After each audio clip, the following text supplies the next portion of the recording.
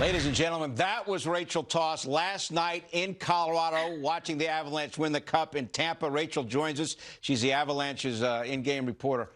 You okay, Rachel?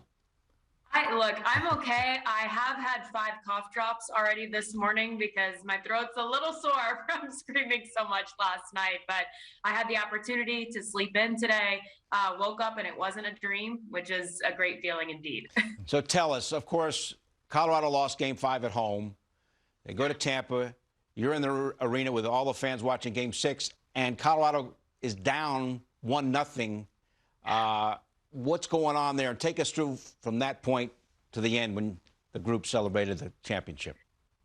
I think being down 1-0 isn't what got everyone so worked up because the Avs have been there before. I think last night, if I'm correct, marked their 10th come from behind win in the playoffs, which is truly incredible. So it's something that fans have seen happen time and time again with this Avalanche team. So being down 1 goal wasn't a huge deal. But I think fans were just definitely on edge, especially because there was so much pressure for the Avs to get it done in 5 at home on Friday night. I think everyone, when I say everyone, I think Avs fans around Denver really thought that that was going to happen. It was, almost too good to be true. It happening on a Friday night, them coming back home with that opportunity to win the Cup. And it was a close one, and it didn't work out.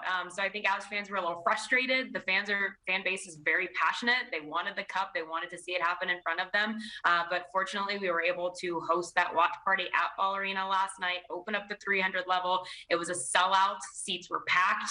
Fans were hyped. And I think maybe in that final minute, which is when I started recording that reaction video, is when fans started to breathe a little bit, because a 1-goal lead for the Avs is great, but it's just a 1-goal lead, as is for any team, right? So people were still on the edge of their seats, holding their breath a little bit until that final minute. And I believe it was 2 minutes to go whenever Vasilevsky skated off and Tampa had the open net. And so I think that's when fans were like, wow, this is really happening. Oh my gosh, this is happening. So it was truly incredible to be able to enjoy the game, even though it was on the road at Tampa. To be able to watch it on our home ice at Ball Arena with all the fans was great. So Rachel, your voice has made an amazing recovery. You're around the team all the time. Tell us how you've seen Cale Makar evolve.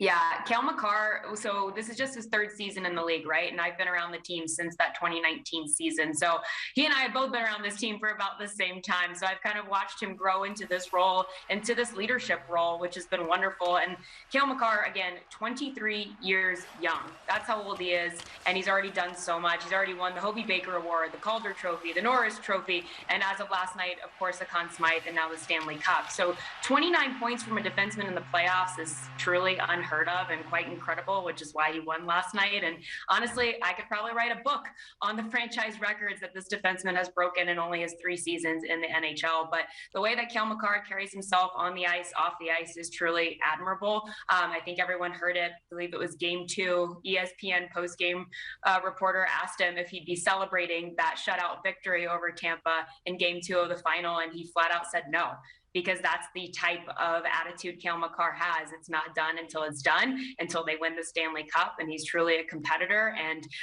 outside of that, he's a really nice guy. I mean, he attends all these community relation events that he can outside of a COVID world and loves to give back, and he just carries himself really well. And honestly, he's probably the most humble professional athlete I've ever chatted with or communicated with.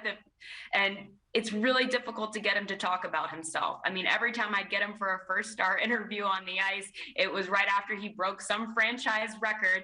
And I'd ask him, hey, you just broke this record. What does that mean to you? And he would always deflect those questions and just bring it back to his teammates. That's an entire team effort. And that's just the kind of guy that Cale Makar is. So on top of that, he's intelligent. You guys were talking about it in the last segment, his mobility, the way he can move the puck, the way he uses the entire ice to skate and to be that true offensive defenseman. It's something that this league has not seen in a long time, maybe ever. All right, Rachel, parade time on Thursday. Anything you can tell us about what might happen? Any secrets? What can everybody expect? It's funny. I texted my boss before this interview and I was like, so what are we doing Thursday? Because all I know is you want me there at like 8 a.m.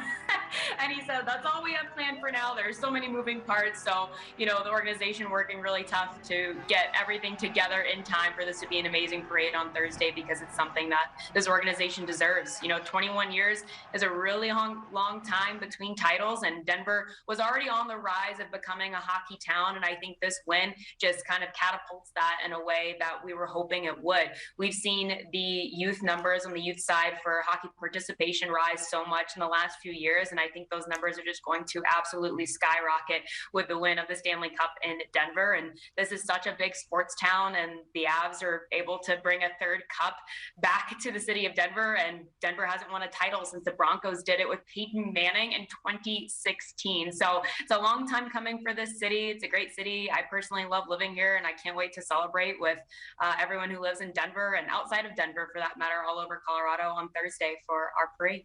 All right. Hey, Rachel, thank you so much for joining us, and have a great time. Enjoy it. Thank you so much. Have a good day.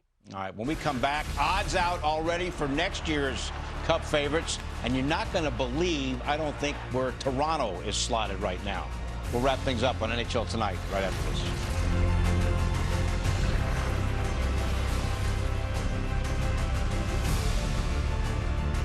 Relive the playoffs one series at a time. All the intensity, all the big goals, all of one series, all in a row.